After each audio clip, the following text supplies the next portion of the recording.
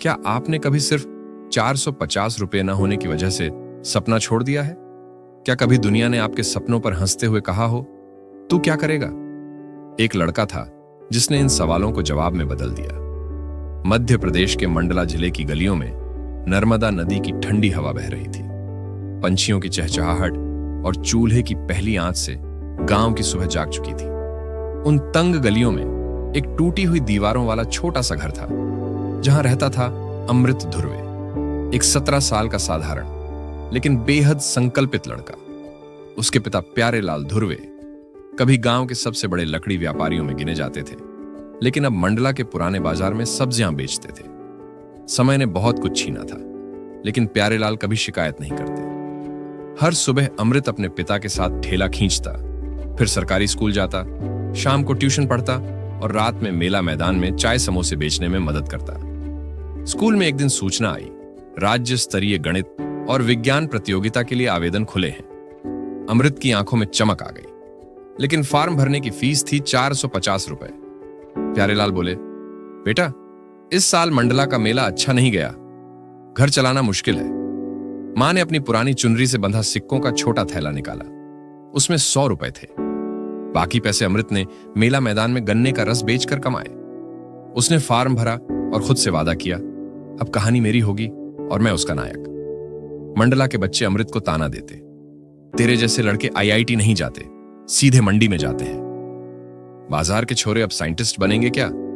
अमृत के पास इंटरनेट नहीं था, स्मार्टफोन भी नहीं। वो मंदिर के बाहर बैठकर सरकारी वाईफाई पकड़ता और वहीं मोबाइल में पुराने पीडीएफ पढ़ता। लेकिन रात में जब पिता कहते, इतनी मेहनत का क्या फायदा, तो उसका दिल कांप उठता। सरकारी स्कूल में एक बूढ़े मास्टर जी थे, नरेंद्र सर। उन्होंने अमृत की आंखों में कुछ देखा। बेटा, किताबें नहीं होती तो कुछ नहीं बिगड़ता, हिम्मत होनी चाहिए, तू बस खुद से हार मत मानना। नरेंद्र सर ने उसे कोचिंग नहीं दी, आत्मबल दिया। उन्होंने नर्मदा घाट पर बैठकर उसे पढ़ाया, चट्टानों को बोर्ड बनाकर, कंकड़ से गणित सुलझाकर। राज्य स्तरीय प्रतियोगिता का दिन आया। अमृत परीक्षा देने जबलपुर गया। यह उसका पहला शहर से बाहर का सफर था। वहां उसने पहली बार एसी ट्रेन देखी, पहली बार हॉल में सीसीटीवी और डिजिटल घड़ी देखी। वो डर गया, लेकिन उसने अपनी कलम नहीं रोकी।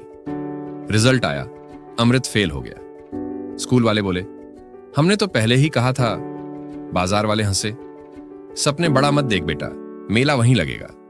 घर लौटते वक्त अमृत ने नर्मदा किनारे खड़ा होकर चुपचाप पानी में झांका। कुछ देर खुद से लड़ने के बाद वो बस इतना बोला, तेरी कहानी अभी बाकी है। अब अमृत ने तय किया, आईआईटी जेईई 2025 ही उसका असली लक्ष्य है। उसने मंडला के सरकारी पुस्तकालय में बैठकर खुद से पढ़ना शुरू किया।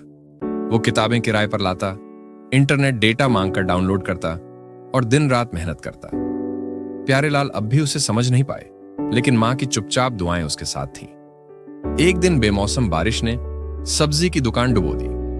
पिता ने गुस्से में उसकी किताबें फेंक दी। घर बर्बाद हो रहा है तुझे पढ़ाने में। अमृत ने उन गीली किताबों को उठाया, सुखाया और बोला, अगर कहानी में तूफान नहीं आए तो नायक कैसे उभरेगा? धीरे धीरे अमृत के मॉक टेस्ट में अच्छे नंबर आने लगे। मंडला के डोंगरगांव से एक एनजीओ ने उसे ऑनलाइन टेस्ट सीरीज की स्कॉलरशिप दी। अब उसके नाम की चर्चा होने लगी। एक स्थानीय मेले में युवा प्रेरणा कार्यक्रम में अमृत को बुलाया गया। लोग हैरान थे, वही अमृत जो पहले ठेले पर काम करता था। आईआईटी जेईई 2025 का दिन। अमृत ने भोपाल जाकर परीक्षा दी। भीड़, गर्मी, घबराहट सब कुछ था, लेकिन डर नहीं।